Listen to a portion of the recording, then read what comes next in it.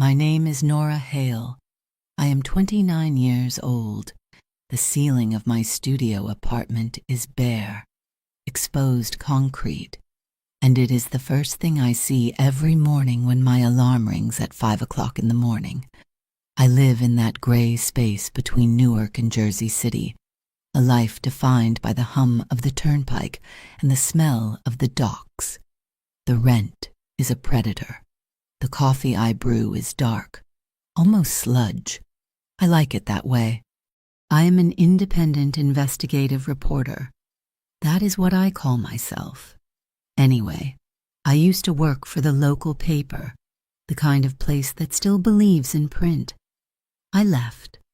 We had what the managing editor called ethical disagreements. That is a polite way of saying he wanted stories about county fairs, and I wanted stories about why the county was letting chemical plants poison the groundwater. Now, I hunt for the stories that fall through the cracks. I write about social injustice. In this America, in this urban sprawl, there is plenty of it. The gig economy is a brutal machine, promising flexibility but delivering poverty. Everyone I know is drowning in student loan debt. The police are overloaded, running from one crisis to the next, and they do not have time for nuance. For me, justice is not a slogan on a protest sign. It is an action. It is finding the facts that powerful people want to keep buried. It is giving a name back to someone who has become invisible. The story that had its hooks in me started 6 weeks ago. It was a pattern. Faint at first, then chillingly clear. 4 women, all in the service industry. They had vanished.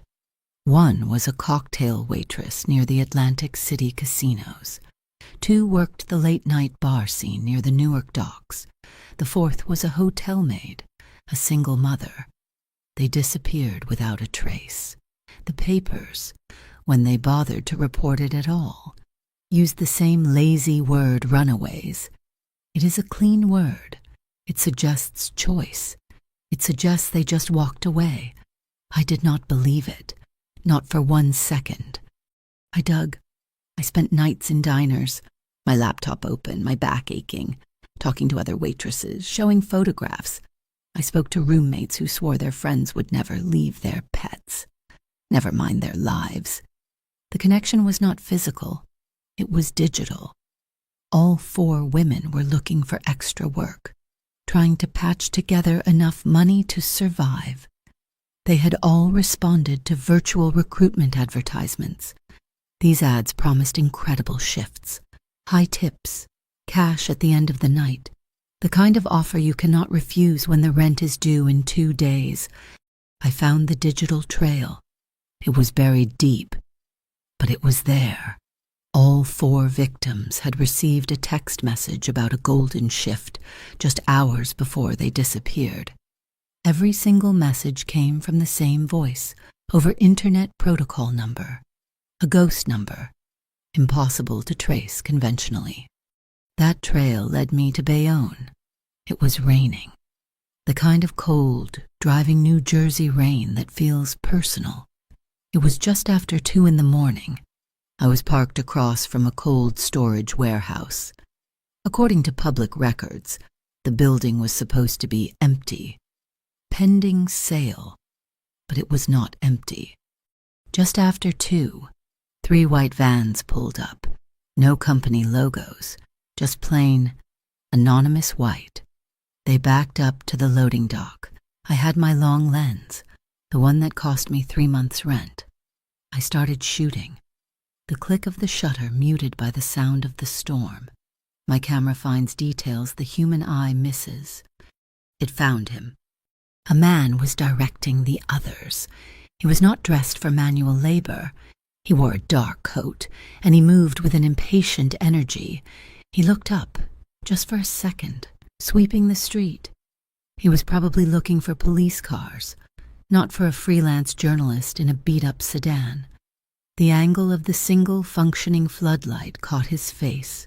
He had a scar, a pale, puckered line that cut straight across his left eyebrow. It was a defining mark. I started calling him Eyebrow Scar in my notes. Things changed after that night. The feeling of being an observer, of being protected by my press credentials, vanished. I was part of the story now. A black Mustang started appearing in my rearview mirror. It had tinted windows, the kind of illegal tint that makes the glass look like polished obsidian. It stayed 2 cars back. It took the same exits. When I got home 2 days ago, the deadbolt on my studio door was scratched. Fresh metal shavings on the hardwood floor. Someone had tried to pick it. Yesterday, I checked my mailbox. Tucked between the electric bill and a pizza flyer was a photograph, a 4x6 print. Glossy. It was me. I was walking out of my neighborhood coffee shop, my head down, my collar up. It had been taken from a distance, probably from a car parked across the street. They were not just watching. They were telling me they were watching. My nerves were shot. I needed a break. I needed noise and people. I needed to feel normal. Just for 1 hour, I drove to Hoboken, to an old Italian restaurant, the kind with red checkered tablecloths, candles stuck in wine bottles, and servers who call you honey. It was loud. Families were arguing. Couples were laughing. It was perfect. I was sitting alone in a booth, trying to force myself to eat pasta, trying to force my pulse to slow down. Then they walked in. My stomach went cold. My fork clattered against the plate. It was not Eyebrow Scar. It was 2 of the others, the men I had photographed at the Bayonne warehouse, the men who had been loading unmarked boxes into those white vans. They were big men, thick through the shoulders. They sat 2 tables away from me, facing the door, scanning the room with casual, professional interest. They had not seen me yet. They had not recognized me. But they would. My hands were shaking so hard I had to hide them in my lap. I looked at my waiter. He was busy, halfway across the room. Arguing with the kitchen staff, I looked at the families, trapped in their own happy bubbles. There was no way out. The 2 men were between me and the exit. I reached for the white paper napkin on my lap. My pen was in my bag. I fumbled for it, pulling it out, keeping everything below the level of the table. I spread the napkin flat on my knee. My writing was jagged, barely legible. I wrote 1 word. Help. I placed it flat on the table, just next to my plate. It was a prayer. I hoped the waiter would see it when he came to refill my water glass. I tried to look casual. I tried to breathe. He saw it first. A man at table 12. I had noticed him when I walked in, only because he commanded the space around him. He wore a dark blue suit that was clearly tailored, fitting him in a way that spoke of money and power. He was sitting with 2 other men, also in suits, but he was the center of that gravity. The whispers in Jersey call him Matteo Vitale. They say he owns legitimate container ports, that he is a pillar of the business community. They also say he is the capo of an old Italian-American family, the kind of family that solves problems quietly, the kind of family the police pretend does not exist. His eyes met mine. He had not been looking at me. He had been looking at the napkin. His gaze dropped to the single word I had written, and his expression did not change. But he saw it. I knew he saw it. He saw it before my waiter even turned around. Matteo Vitale stood up. He did it smoothly, an economical movement. He buttoned his jacket. He walked toward my table. The 2 men from the warehouse, the men I feared, watched him approach. Their posture shifted instantly. From relaxed predators to alert soldiers, they recognized him. He did not stop at their table. He smiled at me. a smile that did not reach his eyes. It was a smile for the room, not for me. He looked like an old friend, or perhaps a lover arriving late. "Nora," he said. His voice was low, and it carried a faint accent. He slid into the booth, sitting directly across from me. The smell of expensive cologne and cigar smoke rolled off him. My heart was hammering so hard I thought it would break my ribs. He reached across the table, his cufflink gleaming. He picked up the napkin. He folded it once, neatly, and put it into the inside breast pocket of his suit jacket. He never broke eye contact. He turned his head slightly toward the manager, who was rushing over, his face a mask of confusion. Matteo Vitali pulled his wallet out. He did not open it. He produced a black credit card from an outside slot and handed it to the manager. "We are leaving," he said. It was not a request. It was a statement of fact. He looked past me, toward the entrance, and gave a slight, almost invisible nod. His own bodyguard, a mountain of a man who had been standing by the door, immediately moved, repositioning himself to block the path from the warehouse men's table. Matteo Vitale looked back at me. His eyes were dark, and I could not read them. "Come on," he said, his hand gesturing for me to slide out of the booth. "You are with me." Matteo Vitale moved, sliding out of the booth and standing to his full height. He waited for me. There was no choice. I slid out, my legs unsteady. He put his hand on the small of my back. It was not a gentle touch. It was possessive. It was a claim. It was meant for the two men from the warehouse who were watching our every move. They looked confused, their brows furrowed, but they were hesitant. They knew exactly who he was. "Have a good night," Matteo said, his voice loud enough for the room, nodding pleasantly to the manager who was still holding his credit card. Dumbfounded, he guided me toward the door. I felt like I was walking through water. As we moved, I saw his two associates from Table 12 spring into quiet action. One of them, the mountain of a man who had been by the door, was already standing perfectly in the aisle, a polite smile on his face as he blocked the warehouse men's direct path. The other man from Matteo's table stood up, stretching as if he had a cramp, effectively boxing them in from the other side. It was coordinated. It was silent. It was terrifyingly efficient. The two men from Bayonne were trapped without even knowing it. The cold Hoboken air hit my face. A black SUV, the kind that looks like it belongs to the government, was idling at the curb. It was massive, and the windows were tinted so dark they were just black reflections. The man I now knew was his bodyguard. Luca opened the rear door. Matteo's hand did not leave my back. He pushed me forward, not roughly, but with an undeniable force. "Get in." I got in. He followed, sliding in beside me. The space felt impossibly small.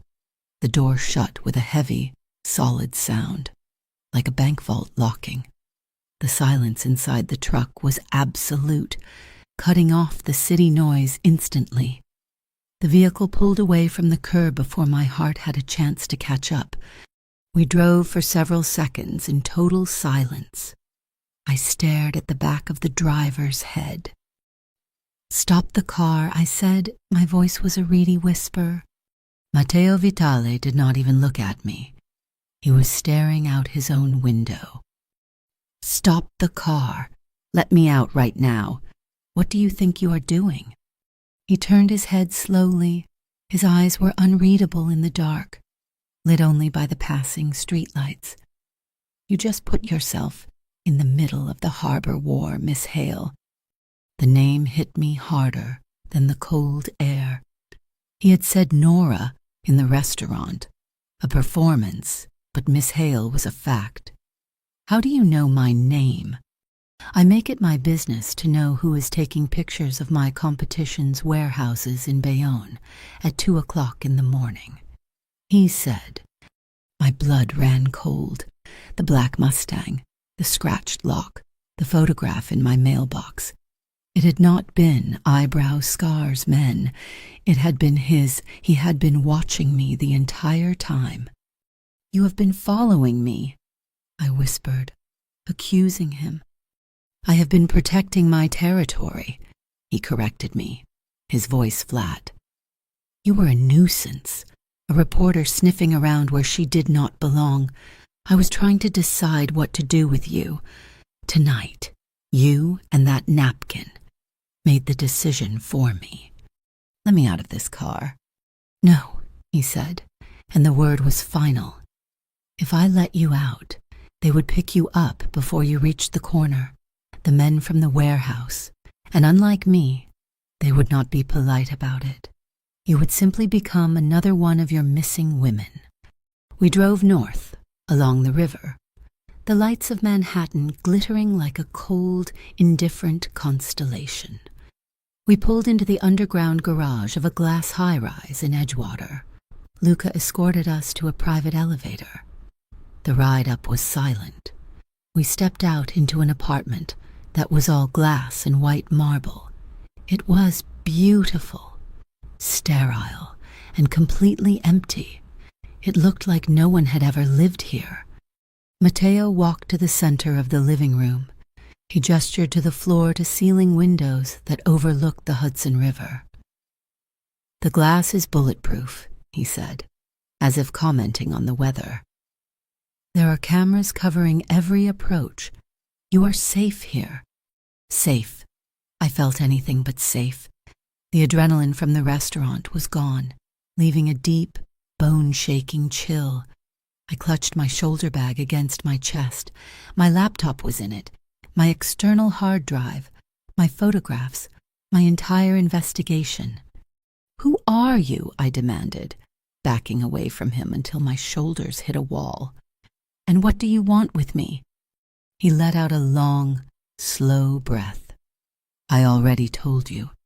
I am Matteo Vitale, and what I want, he paused, walking toward the immaculate kitchen, is to know why you were trying to get yourself killed over a story that would never even make the front page.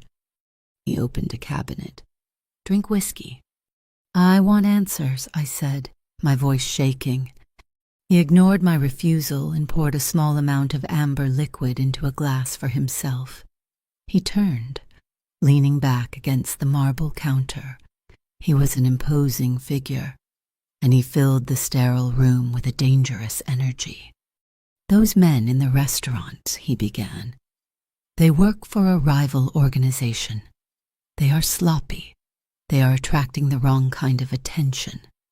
He took a small sip of his whiskey. You think you are investigating runaways. You are not. You stumbled into a human pipeline. I felt sick. I had suspected it, but hearing him say it made it real. They use fake food delivery applications, fake job postings. They promise golden shifts to waitresses and baristas who are desperate for cash. They lure them to a transition point, your warehouse in Bayonne. From there, he shrugged. They're shipped out of state, sold. My work, my 4 missing women, the runaways. I had been right. I have proof, I said, my grip tightening on my bag. I have everything, the photographs of the vans, the license plate numbers.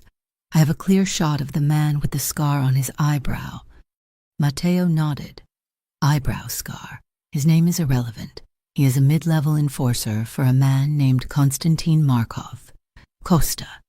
He runs what he calls Hollow Gate Logistics. He sees people as cargo, nothing more. A terrible silence settled between us. He was a criminal.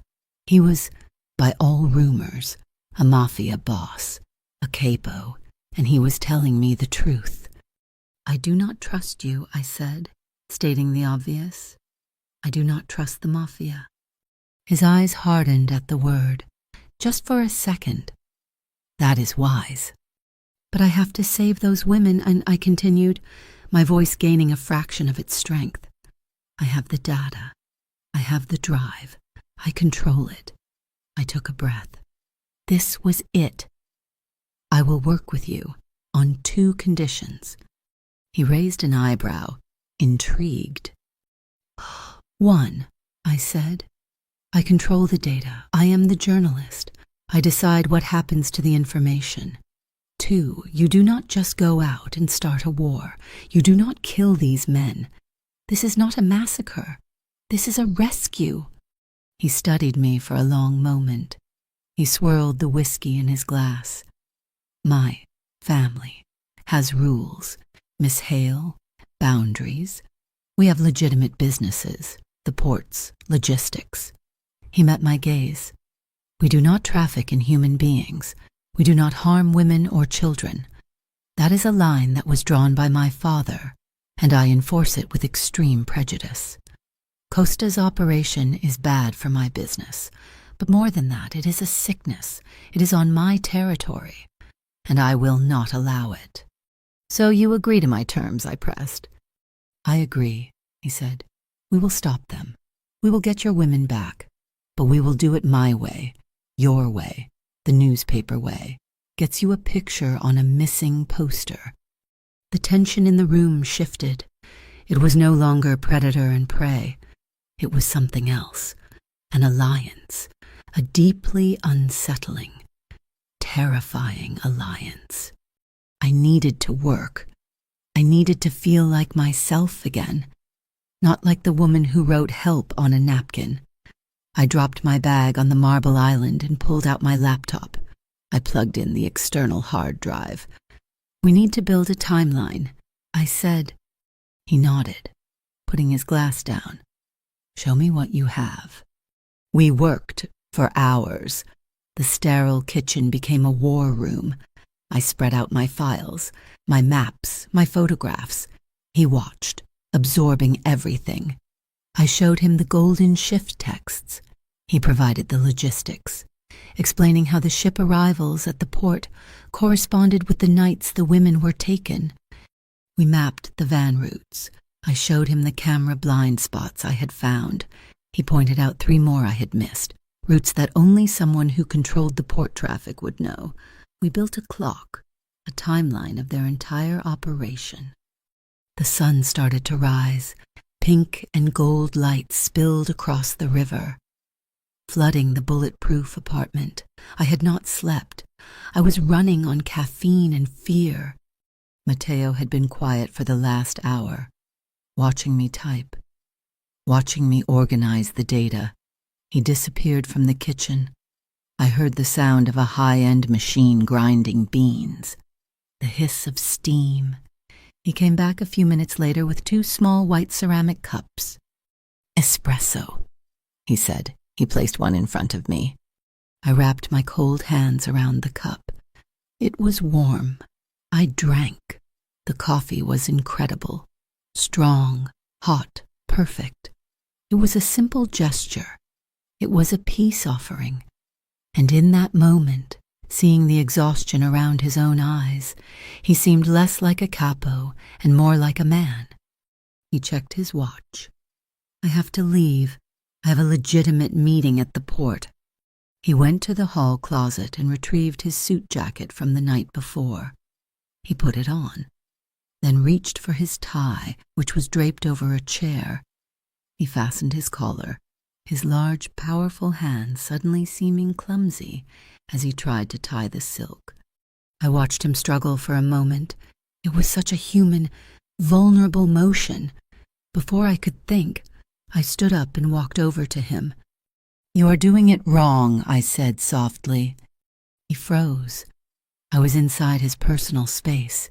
I was close enough to feel the heat radiating from his body, to smell the lingering scent of his cologne, now mixed with espresso. He did not move. He simply watched me.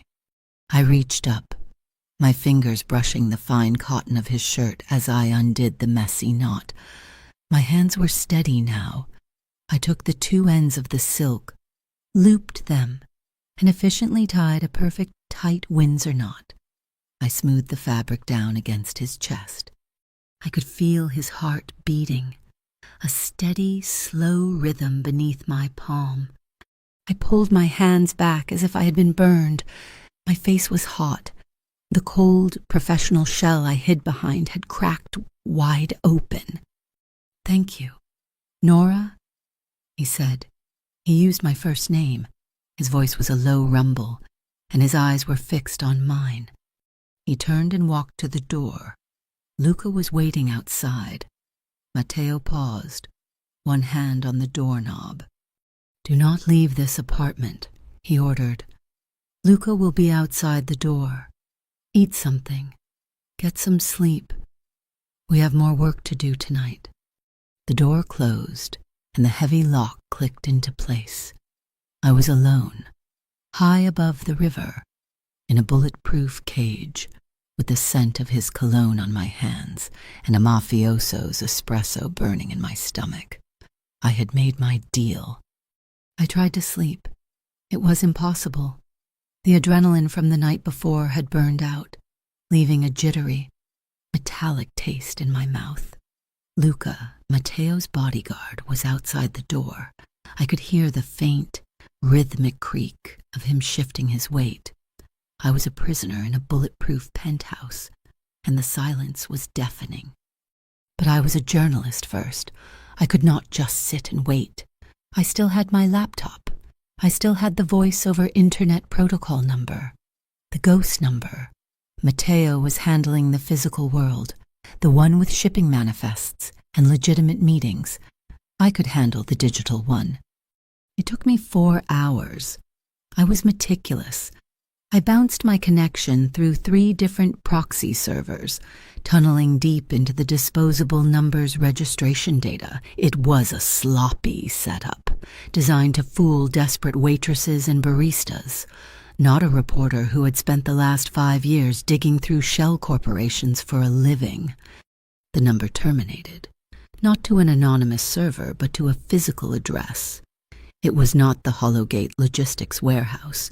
It was a short-term contract job center in Kearney, right in the middle of the industrial sprawl. I cross-referenced the business registration. It was owned by a generic-sounding investment fund, which was in turn owned by another. It was a perfect, nested doll of legal facades. Costa. This Konstantin Markov had built a careful, legal-looking recruitment office to feed his illegal human pipeline.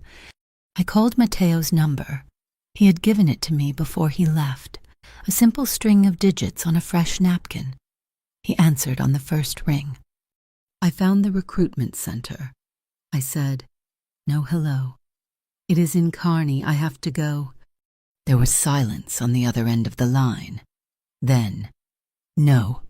I am not asking for your permission, Matteo," I said, my voice hard.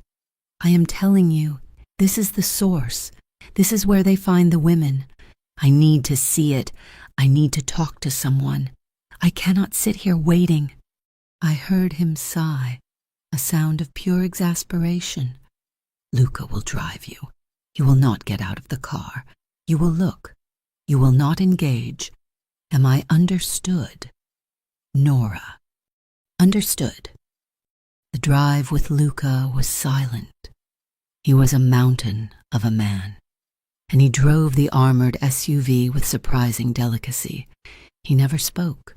His eyes, visible in the rearview mirror, never stopped moving, scanning every car, every alley, every overpass.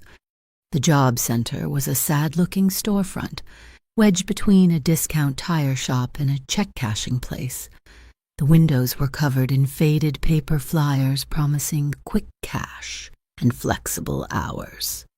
I saw her before she even reached the door, a young woman, maybe 22 or 23.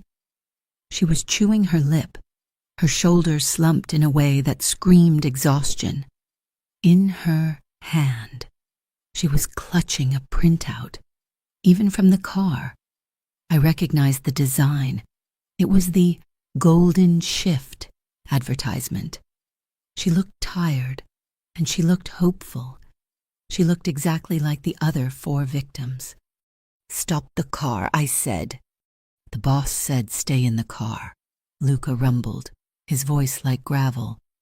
"Duh, stop the car or I am jumping out," I snapped, my hand on the door handle. "Look at her. Luca. She is next. She is the one they are going to take tonight." He cursed, a single, soft word, and pulled the truck to a hard stop at the curb. I was out before he could say another word. "Hey," I called out. The young woman turned, startled, her eyes wide with fear.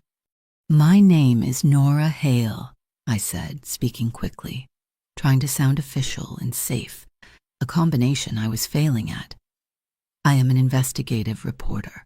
Please, do not go in there. That job offer is not real. It is a scam." Her name was Talia Brooks. She was 23. She was a barista, working 2 separate jobs, trying to pay for community college courses. She showed me the text message on her cracked phone. It was the same number, the same promise of $200 in cash tips for a 4-hour banquet shift. She had been skeptical, but she was also desperate. Her rent was due. I told her everything. Not about Matteo, not about the Mafia, but I told her about the 4 missing women. I told her about the white vans and the warehouse in Bayonne. Her face went pale, then white. She started shaking. "Oh my God," she whispered. "I was going to... He told me to bring my passport and social security card for payroll processing." She became my anchor. She was not a ghost on a missing persons report.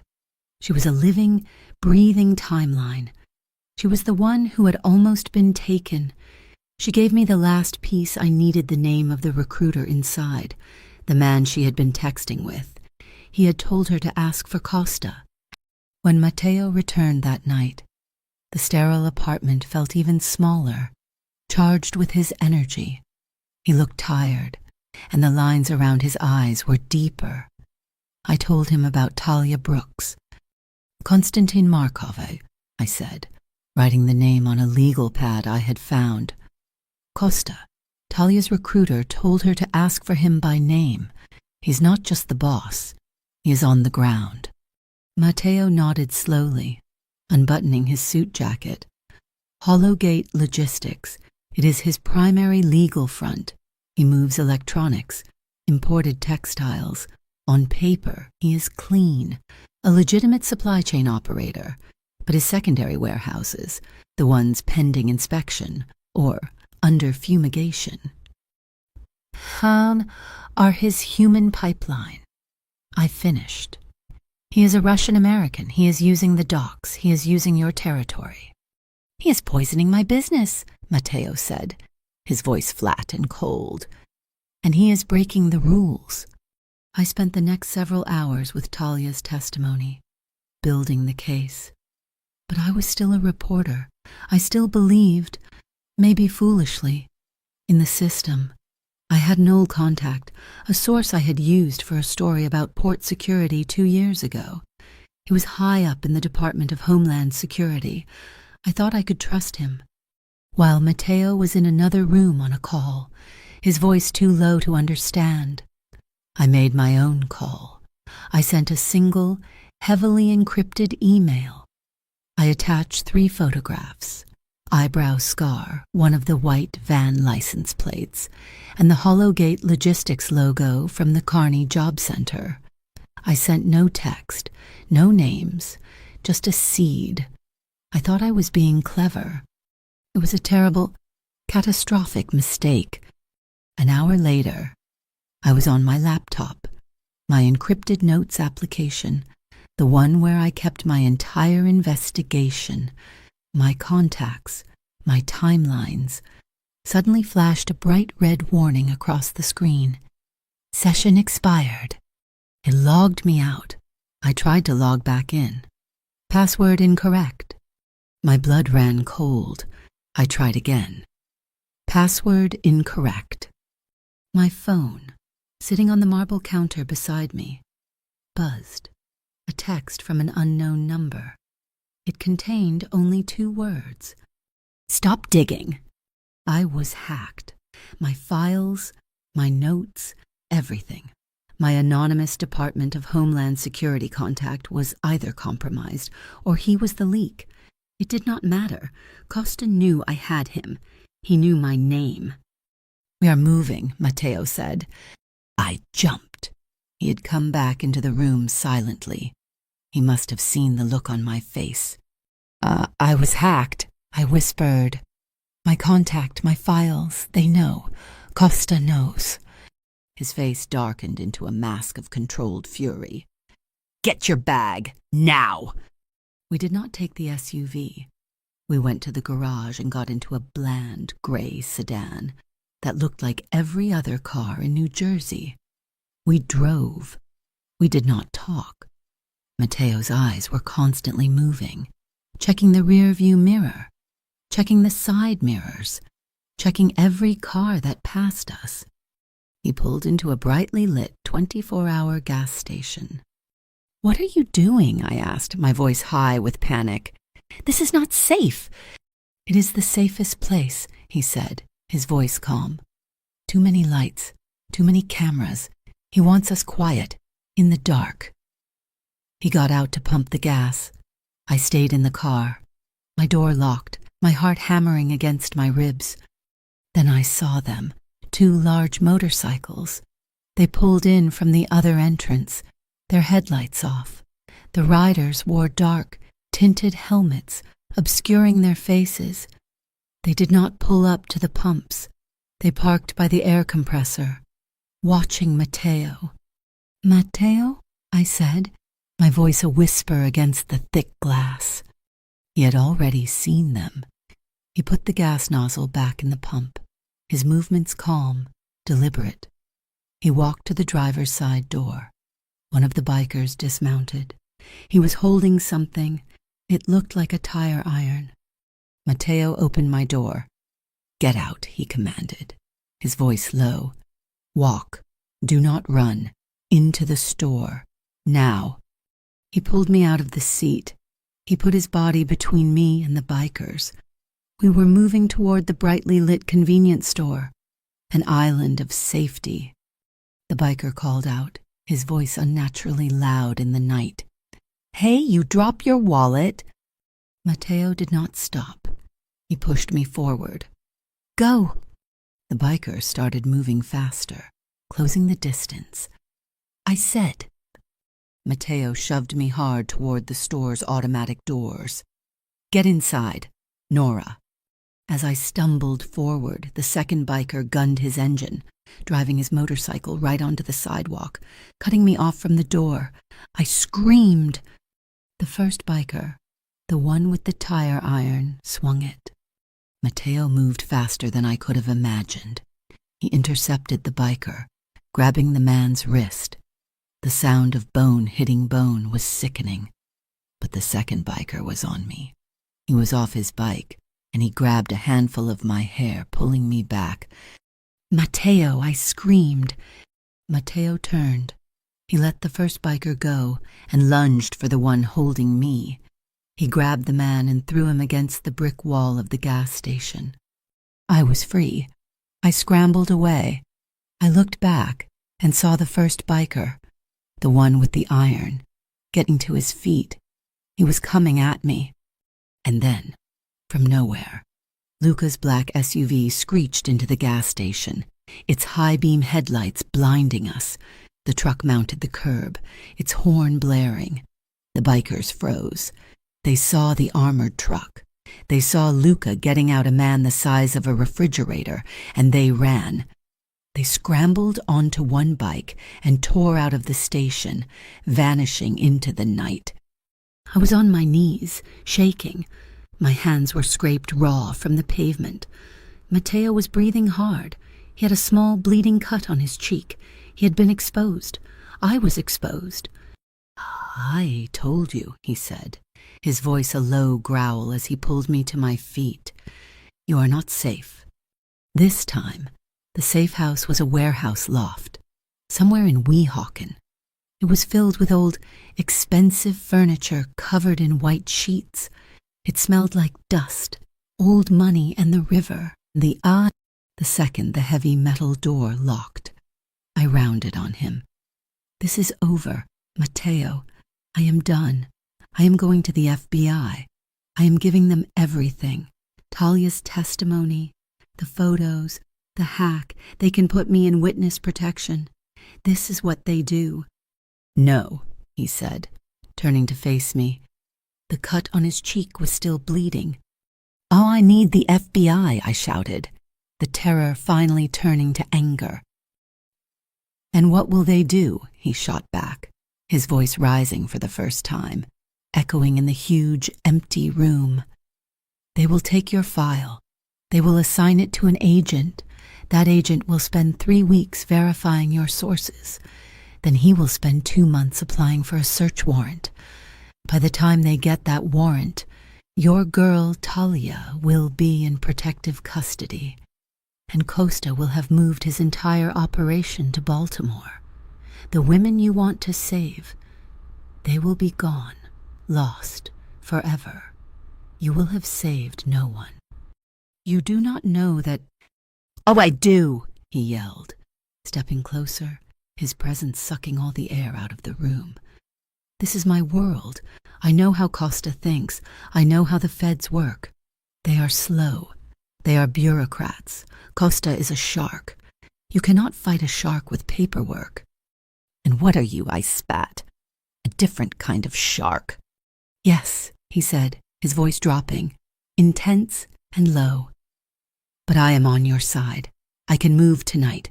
I can shut him down tonight. But I need you. I need your data. We were inches apart. I could feel the heat rolling off him. He was right. I hated it. But I knew he was right. The system I believed in, the one I had dedicated my life to, was too slow. We need a third way, I whispered, my anger deflating, leaving only the bone-deep fear. What third way? We do both.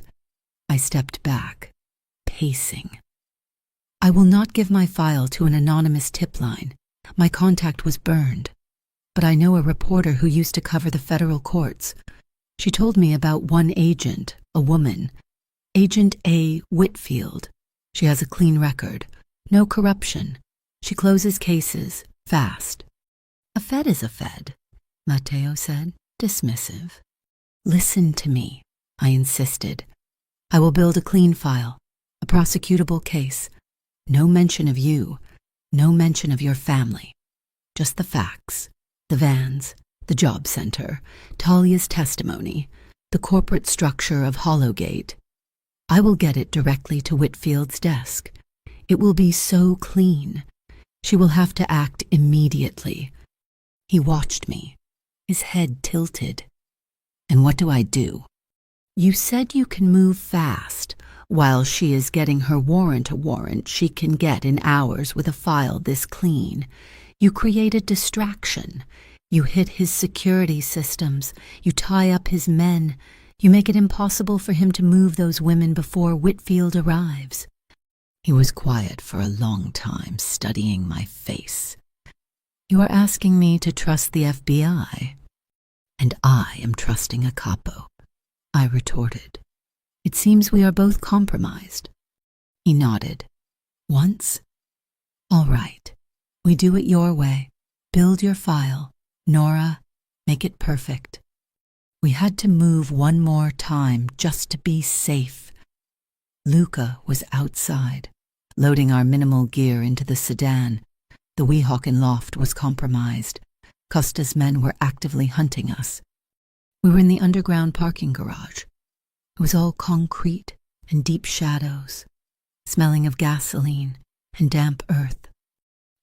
It is clear, Lucas said, stepping back from the ramp.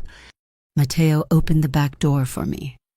It happened so fast, I barely registered it. A man stepped out from between 2 parked minivans. It was not eyebrow scar. It was someone new, He was holding a wooden club, a baseball bat. He swung it, a full, brutal swing, aimed directly at my head. I did not even have time to scream. Matteo moved.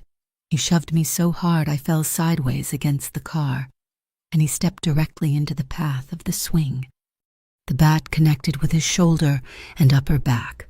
The sound was a wet, heavy, sickening thud. Matteo grunted, a deep sound of pure pain, but he did not go down. He lunged forward under the man's guard and struck him twice in the throat with the heel of his hand. The man dropped the bat and crumpled, gasping for air that would not come. Luca was on him in a second, kicking the bat away, pinning the man to the concrete. I just stared. My heart was a frozen rock in my chest. He would have hit me. The bat would have crushed my skull. Matteo leaned heavily against the car, his eyes closed for just a second, his face pale with pain. He was breathing hard, trying to hide the agony. "Matteo?" I whispered. My voice was shaking. He opened his eyes. I did not think. I did not analyze. I did not weigh the ethics of my situation, or the danger he represented.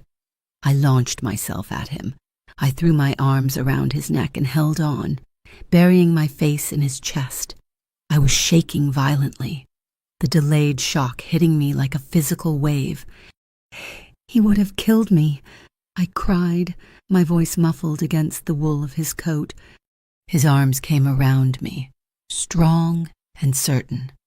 One hand settled on my back, holding me steady. The other came up to cradle the back of my head. He held me. He just stood there in the dark, damp parking garage, holding me while I fell apart. He felt solid. He smelled like expensive wool and coffee and, impossibly, safety. It was a lie. He was the most dangerous man I had ever met. But in that moment, as his warmth soaked through my clothes, he was the only thing holding me together. "I have got you," he murmured into my hair, his voice a low rumble. "I have got you, Nora." The line, the one I had drawn between us, the one that kept me a journalist and him a source, the one that kept me good and him bad, it was not blurry. It was gone. I was holding him, and I had no intention of letting go. He held me for 3 seconds, maybe 4. It was long enough for the world to stop spinning. Then, just as quickly as I had lunged for him, I pulled away, the reality of the concrete garage crashing back in. My hands were tingling. Luca had the attacker pinned, his knee on the man's back, his phone to his ear. He was speaking in rapid, low Italian. Matteo did not look at his captured man. He looked at me. His face was pale, his jaw tight with a pain he refused to show. The bat had hit him hard. I could see the seam of his expensive coat, splitting over the shoulder. "You are hurt," I said. It was a stupid thing to say. "I am fine," he lied, his voice a low rasp. He flexed his arm, and I saw him wince, a sharp, involuntary movement. "The car, now, we do not have time for this." Luca hauled the man to his feet, disarmed him, and pushed him into the back of the black SUV that had just arrived with 2 more of Matteo's men. They were silent, efficient, and they did not look at me. We got into the gray sedan. This time, the safe house was not a showpiece. It was a pre-war apartment in a brick building overlooking the river, a place that smelled like old wood, floor wax, and security. It was fortified, but it felt lived in. It felt like I made him take off his jacket. The wool was torn, and beneath it, his shirt was already darkening with a bruise that was spreading across his shoulder blade and collar. "You need a doctor," I said. "I have one," he said, dismissing it. "Later. We have work to do." We're running out of time. We were. The attack in the garage was an escalation. Costa was no longer just watching. He was hunting. We were trapped in this apartment, and the clock was ticking. The call came just after midnight. Matteo had one of his burner phones, a simple, non-smart device, pressed to his ear. He listened for a long time, his face unreadable. He finally clicked the phone shut. "My source at the port," he said, his voice flat. He looked at me, his eyes dark with a cold fury. "Costa is liquidating his assets. He is planning a clean move. He is shipping everyone out." When? My stomach felt hollow. Thursday night, this Thursday, 2 days from now. He ran his good hand through his hair. He is moving 14 women. The warehouse in Bayonne will be empty by Friday morning. This is our last chance. Nora, after this, they are gone for good. I nodded. The fear was still there, a cold knot in my stomach. But the anger was hotter. Then let's finish it. For the next 36 hours. I did not sleep. I worked. The apartment's dining room became my new office, fueled by Matteo's dark, perfect espresso. I built the file. I took every piece of data, every photograph, every text message, every timeline, and I wove it into a single, undeniable narrative of cold, calculated cruelty. Matteo sat across from me. He was in pain. I could see it in the way he held his left arm, the way he shifted in his chair. But he did not complain. He just provided answers. "Costa uses 3 shell corporations," he said, pushing a piece of paper across the table. "Here are their names. Here are the bank routing numbers. He moves the money through a bank in Cyprus." I added it to the file. "The white vans," I said. "2 of the license plates are stolen. The 3rd one is registered to Hollowgate Logistics," he finished. "I have the registration file here." He slid a flash drive across the table. My file grew. It was a monster. 80 pages of evidence. The photographs of eyebrow scar, the license plates, the blind spot maps of the warehouse, the corporate structure of Hollowgate, and at its heart, the sworn, notarized testimony of Talia Brooks, a story so harrowing it made my hand shake to type it. I had a lawyer Matteo provided meet her in a public library to sign it. The file was clean. It was a prosecutor's dream. There was not a single mention of Matteo Vitale, not one hint of a rival Mafia family. It was just Costa, his operation, and the evidence to burn him to the ground. Wednesday morning, at 7, I handed the heavy envelope to a man in a crisp gray suit who looked like a corporate lawyer. He was, Matteo had assured me, his most trusted courier. "He will walk it into the federal building," Matteo said, standing by the window. "He will place it directly on her desk." "Agent A. Whitfield," I whispered. It felt like a prayer. I spent the next hour pacing, my burner phone in my hand. At 8:42 in the morning, it buzzed. A text from the courier. "Delivered. Signed for by A. Whitfield." Now, we waited. Thursday was the longest day of my life. The apartment was a cage. I could not write. I could not read. I just paced, watching the sun drag itself across the Hudson River. Matteo was quiet, his energy coiled. He was on his phone constantly, but his conversations were short, spoken in a low Italian I could not understand. He was moving his own pieces across the board. "Whitfield will move," he said, as if reading my mind.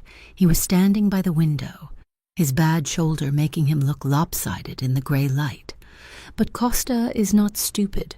He has escape routes. He will have men and transportation ready to move those women the second he smells a cop. So what do? We make sure he has nowhere to run. He turned to look at me. While your agent is getting her warrants, I am providing distractions. 3 of them. He held up his good hand. 1. My men are starting a small chemical fire at one of Costa's other, legitimate warehouses across town. Right now, it is a legal contained burn, but the fire department will have to shut down the entire industrial block for hours. It will draw half of Costa's security detail away from Bayonne. He ticked off a second finger. 2, a tractor trailer. One of mine is about to stall on the main access route to the Bayonne warehouse. It will create a traffic jam that will block any heavy transport from getting in or out for at least an hour. And 3, I asked. A rare, cold smile touched his lips. My contact at the Port Authority just received a very credible, anonymous tip about an unlisted container, Costa's primary shipping container, the one he uses for his illegal exports. It is being flagged for a full, invasive customs inspection. Right now, he, or his top men, will have to go deal with it personally. He was choking him, cutting off his escape routes, one by one. Night fell. The city lights came on. Luca appeared at the door. It is time. Matteo looked at me. You are not going. Like hell, I am not, I shot back. I started this. I am seeing it through. You will be a liability, he said, his voice hard. I will be a witness, I retorted. From a distance, but I am going. He stared at me, his jaw working. He knew he could not stop me without physically restraining me, and he would not do that. Luca, he said, his voice sharp with frustration. She stays in the car. You park on the highway overpass, a mile away. She sees nothing but the lights. If she even tries to open the door, you drive her back here. Understood. Luca nodded once. Boss. The drive was silent. Luca parked the gray sedan on a steel overpass that shuddered every time a truck went by. It was a mile away, just as he had been ordered, but I could see the glow of the Bayonne warehouse district. I could see the lights of the port. My hands were ice cold. I clutched my digital audio recorder in my pocket. A useless reflex. There was nothing to record out here but the sound of the wind. I stared at the screen of my burner phone. The clock. 9:15 in the evening. My leg bounced, a frantic rhythm against the floor mat. 9:16. This is... I started to say. Quiet, Luca said, his eyes scanning the road. 9:17. I squeezed my eyes shut. Please, Whitfield, please be real, please be fast. 9:18.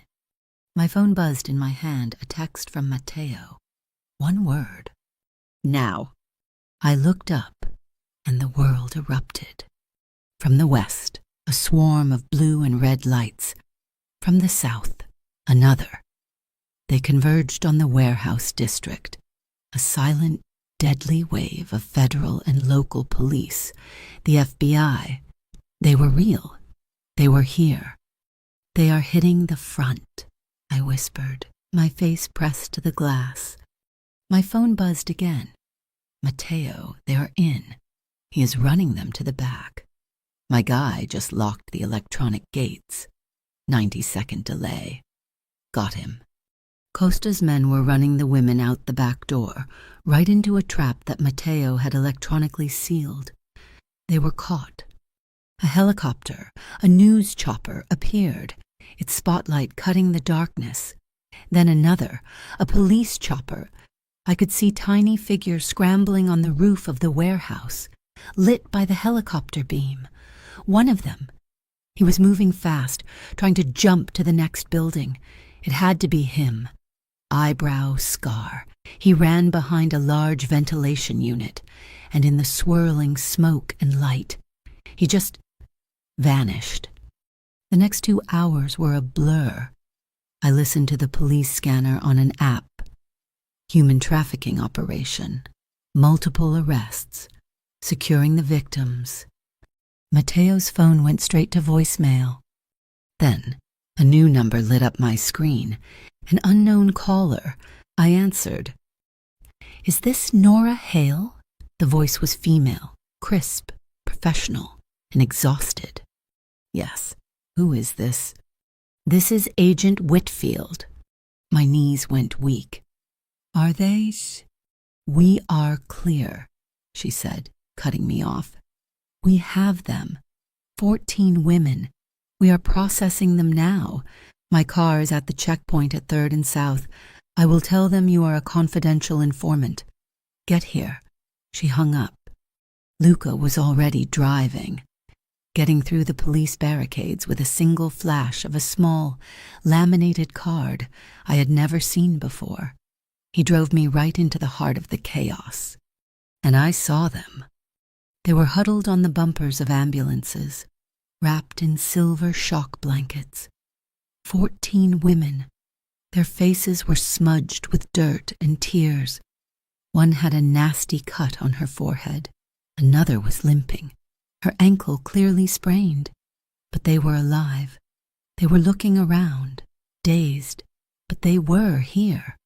A woman in a dark suit, a victim support advocate, saw me standing there, useless. "Can you help?" she asked, her voice raw. I nodded, unable to speak. She pointed to a young woman, maybe 20, who was sitting on the pavement, rocking back and forth, her eyes wide and empty. I sat down next to her, the cold, gritty asphalt seaming through my jeans. I did not say anything. I just sat. After a minute, I held out a bottle of water. She took it, her hands shaking. "What is your name?" I asked, my voice barely a whisper. "Maria," she whispered. "Maria," I said. "Can I call your family? Is there someone I can call for you?" She nodded, and the dam broke. She choked out a phone number through her sobs. For the next hour, that was my job. I was not a reporter, I was a lifeline. I held a phone to Maria's ear as her mother's screaming sobs of relief came through the speaker. I wrote down a brother's number for a girl named Sarah. I sat, I listened, and I witnessed the exact moment they were found, the moment they were broken, and then, stitch by agonizing stitch, started to be put back together. I overheard 2 agents talking by a patrol car. "Costa's gone," one said, angry. "Slipped the net just before we sealed the perimeter. Bastard must have had a boat in the canal." "What about the one on the roof?" the other asked. "The one with the scar?" "Evaporated," the first one said, like a ghost. My heart sank. Costa and eyebrow scar were gone. I stood up, my legs aching. I scanned the perimeter past the yellow police tape, past the flashing lights and the news vans that were starting to arrive, and I saw him. He was standing in the deep shadow of an unlit container crane. Half a block away, he was alone. His bad shoulder was slumped, giving his powerful frame a broken silhouette. He was just watching. He was watching me. Our eyes met across the chaos. He did not smile. He just held my gaze. He gave a single, slow nod, a nod of confirmation, a nod of something. Then he turned and melted back into the shadows of the port. He was gone before the first reporter could aim a camera in his direction. It was almost 4 in the morning when Luca dropped me back at the apartment. I was hollowed out, exhausted, and vibrating. I walked into the dark living room, picked up my phone, and dialed his number. He answered on the second ring. His voice was rough with fatigue. "You are safe," he said. It was a statement, not a question. "I am safe," I confirmed. My voice was thick. "They are safe. Matteo, 14 of them, all of them. I had called just to hear his voice, to anchor myself, to connect the man who had just orchestrated a war with the man who had taken a baseball bat for me. There was a long silence. I could hear the faint sound of wind on his end, as if he were still outside, somewhere by the water. "Good," he said, and the word was heavy, final. "But this is not over." He hung up. The word "over" echoed in the silence of the apartment. It was not over. Costa was gone.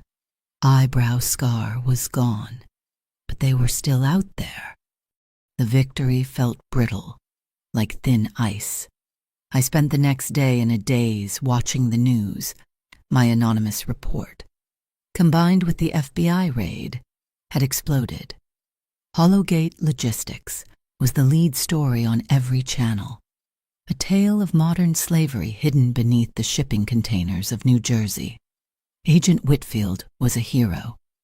The 14 women were safe in federal custody, their faces blurred, their stories finally being told. I was a ghost. My name was nowhere. It was a perfect piece of journalism, and it felt completely hollow.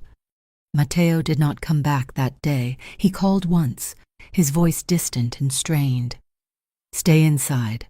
Luca is downstairs, by the main door. Do not open it for anyone." I was safe, but I felt like I was back in my studio apartment, waiting for the lock to be picked. That night, sleep would not come. I was on the sofa in the living room. The city lights blurred shadows on the far wall. It was just after 2 in the morning. The first sound was wrong. It was not a knock.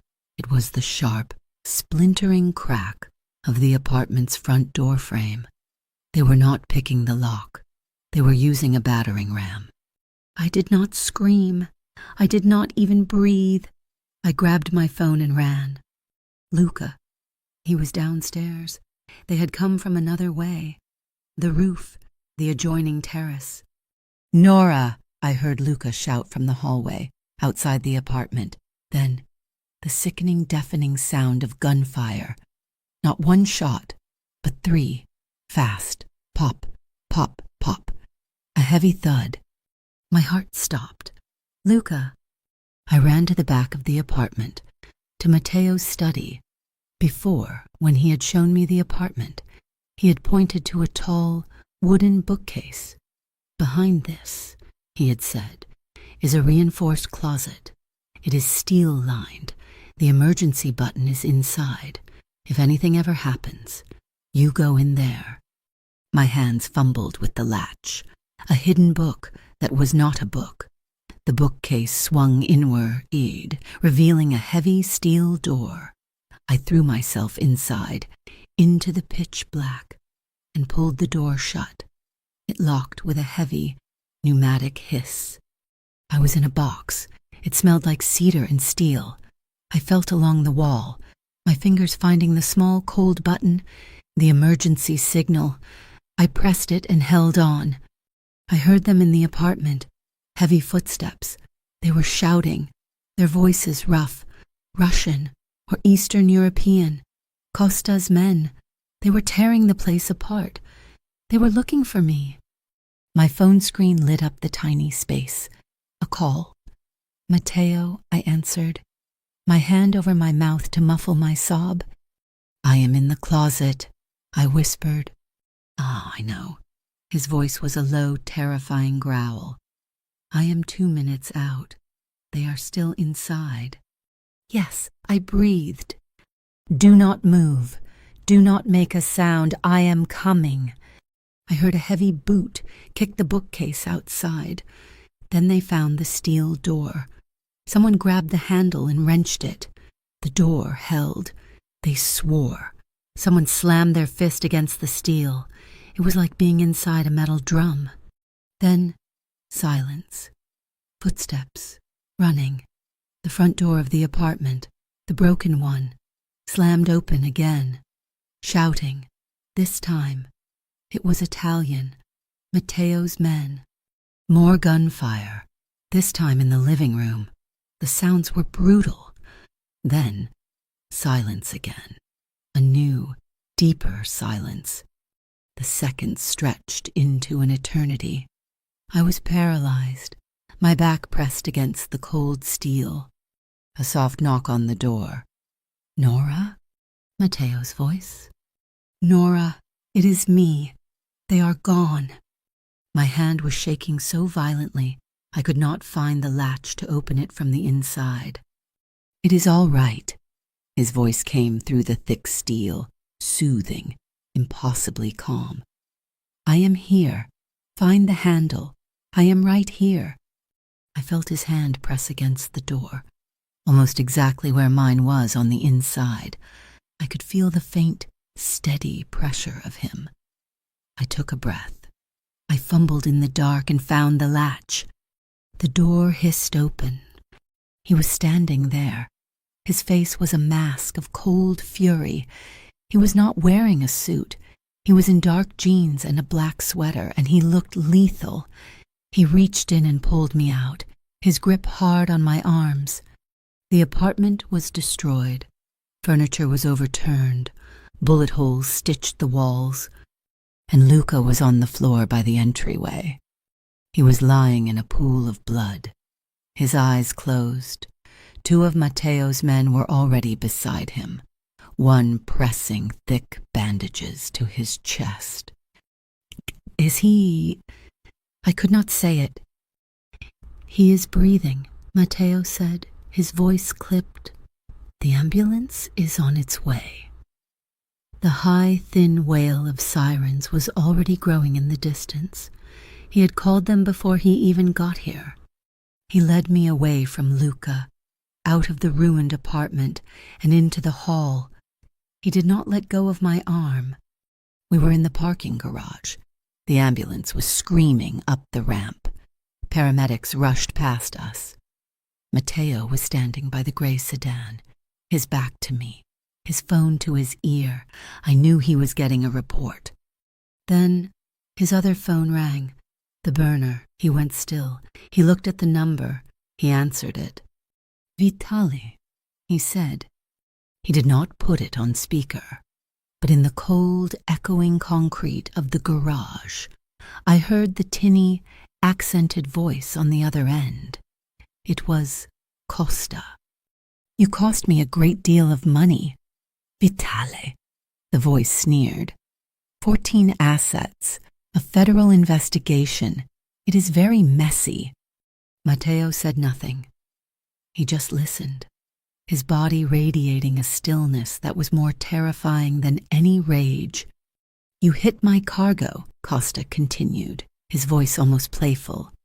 "So I hit yours. That guard of yours, that was just a message, a warning. Tell your little reporter whore that she owes me a retraction, and I will be seeing her very soon to collect." Matteo ended the call. He did not say goodbye. He just pressed the button, cutting Costa off.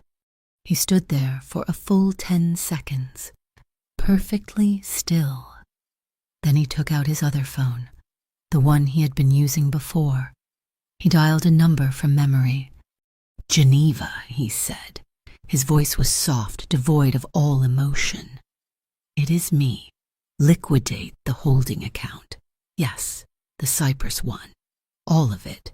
Freeze the assets. Now." He hung up. He had not raised his voice. He had not sworn. He had just declared a different kind of war. He had cut off Costa's money. I was shaking, a delayed reaction of terror and rage. "You knew," I whispered, and my voice was raw. He turned to me, his face unreadable. "You knew he would come back. You knew he would come for me. That this is not over was not a warning. It was a fact." "I knew it was a possibility," he said, his voice flat. "Oh, that is not good enough," I exploded. The terror of the last hour, the image of Luca bleeding on the floor, the voice of Costa in my ears. It all boiled over. You let me sit in that apartment like a target. You never told me the full price. You never told me what this really meant. What else are you not telling me?" He was silent, his jaw tight.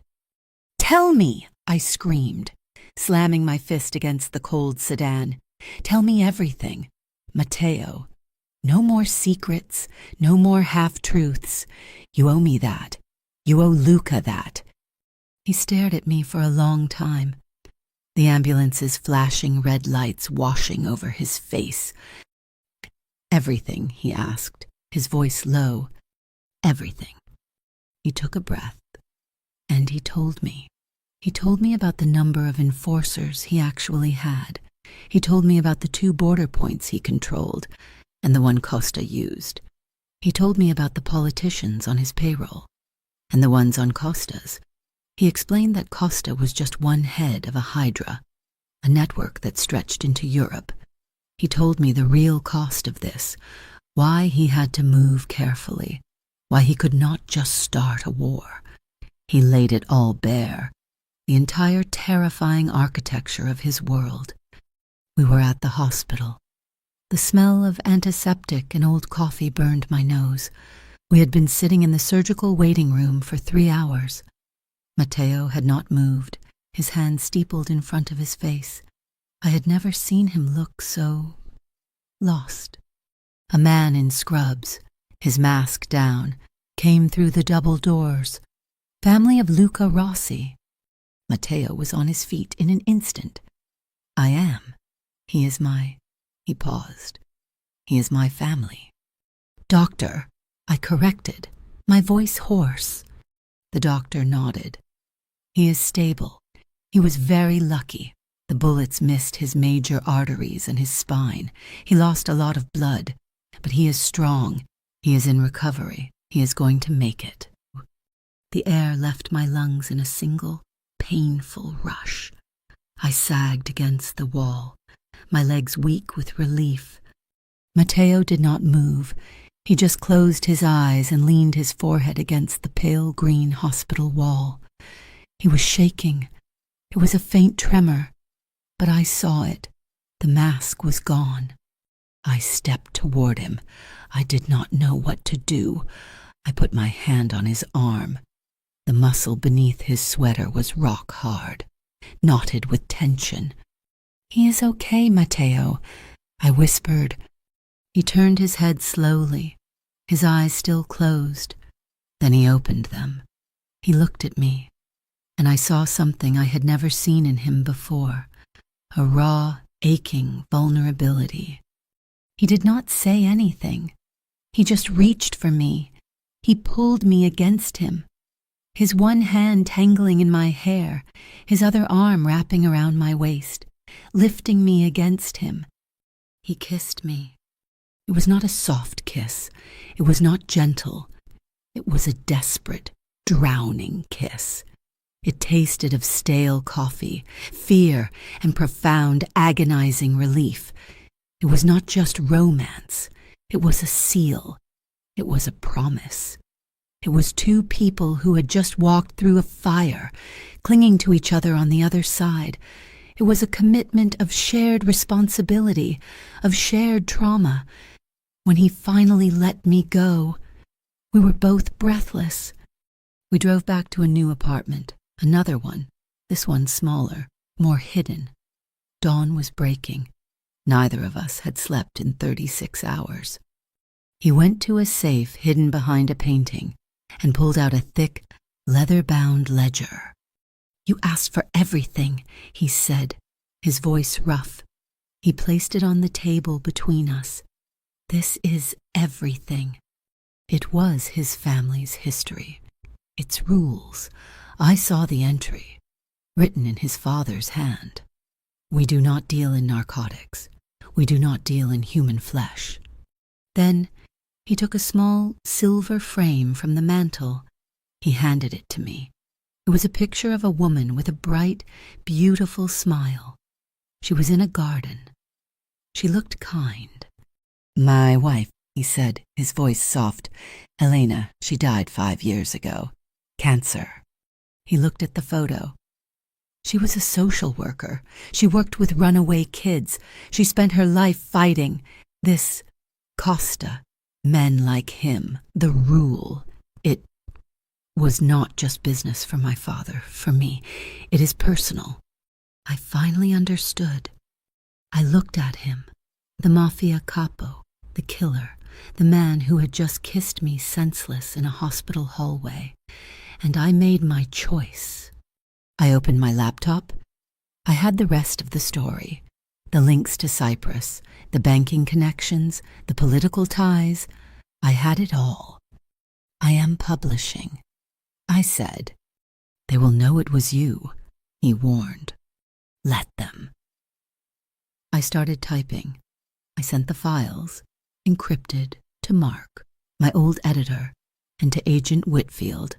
The source was anonymous, but the information would bring Hollowgate's entire network crashing down.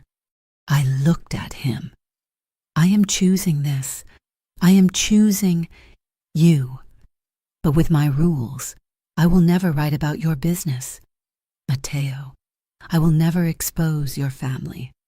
But I will not stop writing about his. I will never be silent. He nodded. Once. I would not expect you to be. The story exploded.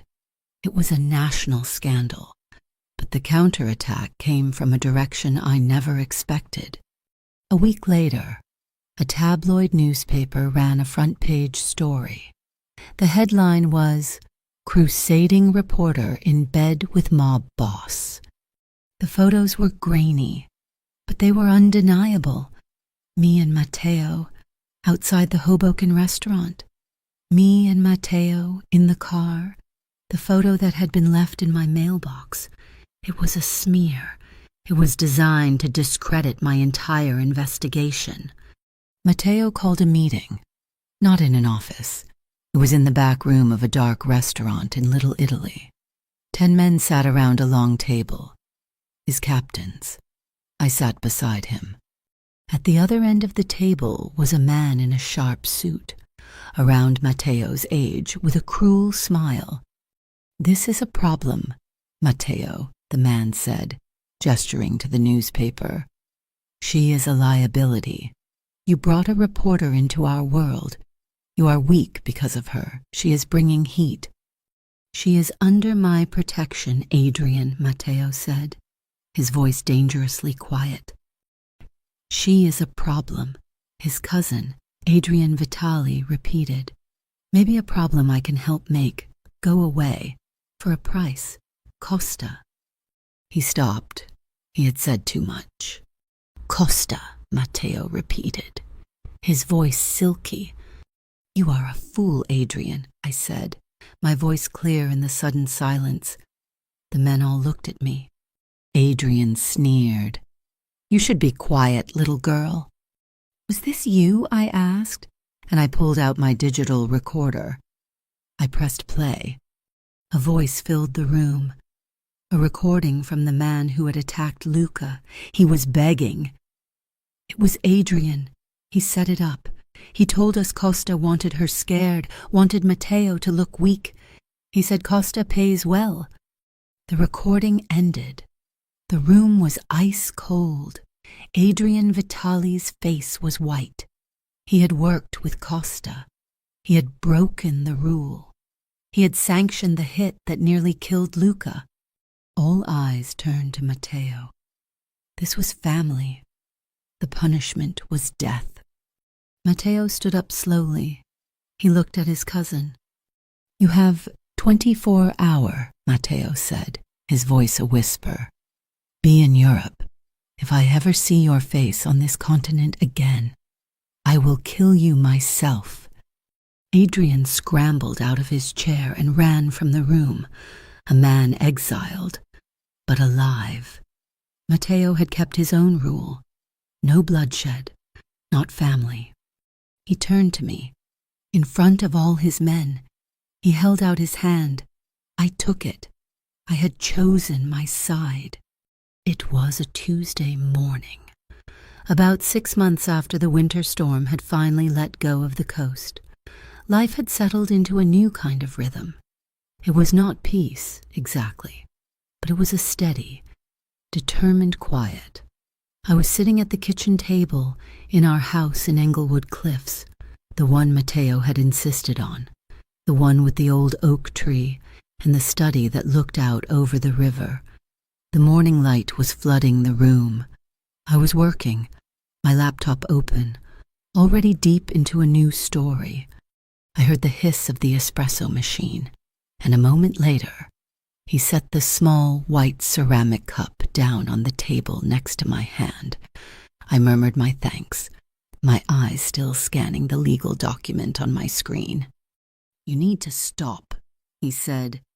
His voice was quiet, but it had a different weight to it. I stopped typing. I looked up. He was standing on the other side of the table, watching me. He was not in a suit, just a dark gray sweater and jeans.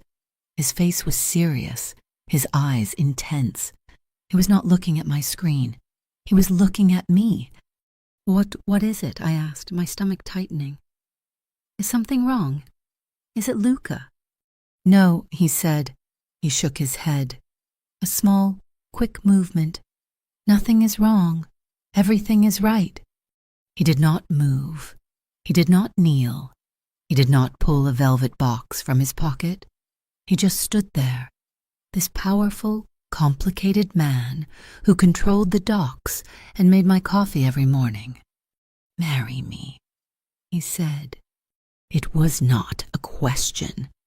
It was a statement. It was like the night in the armored truck. When he had told me I was in a war, it was a fact he had decided on, and he was now presenting it. My breath caught. I searched his face, looking for any sign that this was a joke. But he did not joke, not about things like this. "Just like that," I finally managed to say, my voice a whisper. "Just like that," he confirmed. He ran his good hand through his hair, the only nervous gesture I had ever seen him make. "I do not know how to do this, the romance. I only know facts. Nora, and this is a fact, I want you to be my wife." I looked down at the coffee he had made me. I looked at his hands, resting on the table. Strong hands that had signed shipping manifests and fought in a parking garage and held me steady in a hospital corridor. I stood up and walked around the table. I stopped in front of him. "Okay," I said. A flicker of something. Maybe surprise. Crossed his features. "Okay." "Yes," I said. I slid my arms around his waist. "Yes, I will marry you." He let out a breath I did not even know he was holding. He wrapped his arms around me and held me so tightly I thought my ribs might crack. It was the best proposal I could have ever imagined. We were married in the garden. It was small, just as I had wanted. The sun was warm for an afternoon in October. There were maybe 20 people. Luca stood next to Matteo, his suit perfectly tailored to hide the slight stiffness in his shoulder. He held the rings. He was smiling, a real, broad smile that transformed his whole face. My old editor, Mark Ellison, came. He was the closest thing I had to a father. He walked me down the short grass aisle, his arm linked firmly with mine. "You did good, kid," he whispered to me, his voice thick. During the simple reception, Mark raised a glass of champagne. "To Nora," he said, his eyes finding mine. "She is the best reporter I have ever known. She taught me that sometimes, keeping a clean file, knowing when to hold the story and when to let it go, is the greatest act of humility and courage." I knew he was talking about the Hollowgate investigation. He knew my source had been a ghost, and he knew why. On a side table, there was a massive arrangement of white orchids and lilies. There was no card, but I had seen the van that delivered it. The flowers came from the florist shop directly across from the Federal Building. Agent Whitfield sent her regards in her own anonymous, professional way. My life changed, but my work did not. I could not be Nora Hale, the girl in the concrete studio, anymore. I was Nora Hale, the woman who was married to Matteo Vitale. I knew every word I wrote would be scrutinized, x-rayed, and analyzed for his influence. So I became better. I started a new investigation, a long-form series on the contractors who ran the state-funded nursing homes in North Jersey. It was not Mafia. It was not Costa's world of brutal, obvious violence. It was a world of backroom deals, kickbacks, substandard building materials, and elderly people being exploited for their Medicare checks. It was the kind of corruption that happened at golf games and over expensive steak dinners. I wrote with a scalpel. My pen was sharper because I knew I was being watched. I triple-checked every source. I filed every public records request with meticulous precision. I built my case just as I had built the one against Costa brick by brick, fact by fact. Until it was in fortress, I would never give anyone the chance to say I was compromised. The past, however, still had its ghosts. The news about Konstantin Kosta-Markov broke on a rainy Monday morning. I saw his face on the television. A new mugshot. He had not been caught in some dramatic FBI raid. He had been arrested by a state trooper outside Austin, Texas, for driving a truck with a broken taillight. He was using a fake name, but his fingerprints were in the system. The truck driver who was with him, a man terrified of being linked to Costa's other crimes, confessed everything. He gave up Costa to save himself. It was a pathetic, quiet, and fitting end for a man who had treated human beings as cargo. He was gone. And Eyebrow Scar, the man from the warehouse. He was smoke. He had vanished from that rooftop in Bayonne and was never seen again. The rumors were just whispers on the docks. Some said Costa had him killed for his failure. Others said he was working private security on an oil field in Azerbaijan. He was just a ghost, which was all he had ever really been. The nursing home series won a state journalism award. It also brought in a surprising amount of money from syndication. I took all of it and started a small foundation, a legal aid fund. It was small, just a tiny rented office in Newark and 2 overworked public interest lawyers. It was for service industry workers. It was for the Talias of the world.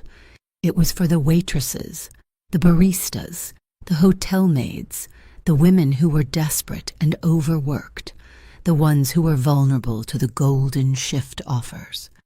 It gave them a place to turn when their pay was stolen or their bosses harassed them. Matteo came to the small, sad opening. He looked at the second-hand desks and the flickering fluorescent lights. He did not say anything.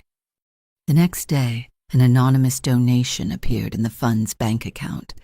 It was a massive sum, enough to keep the lights on and hire 2 more lawyers for the next 5 years. I never asked him. He never told me. It is late tonight. It must be almost 2 a.m. I am in the study. The window cracked open. I can smell the river and the damp earth. The house is silent, except for the click of my keys. I am writing. I heard the floorboard creak in the hall, but I did not look up.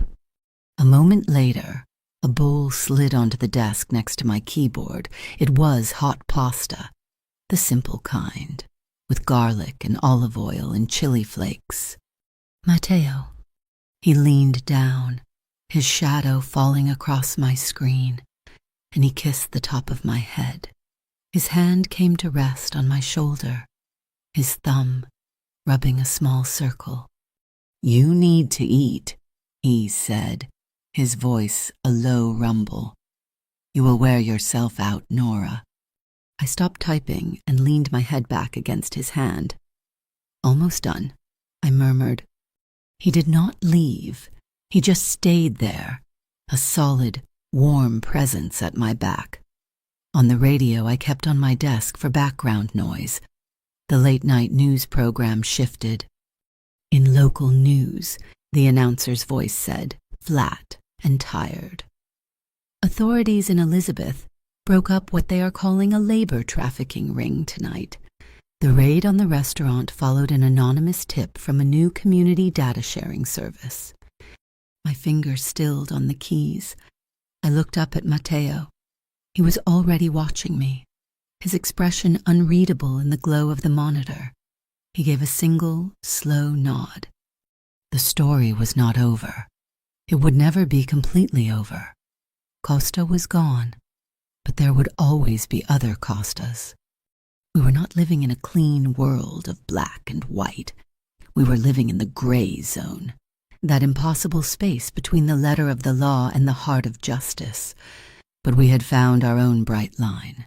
We had built it ourselves, out of facts and trust and a shared, brutal history. Our love was not a fantasy.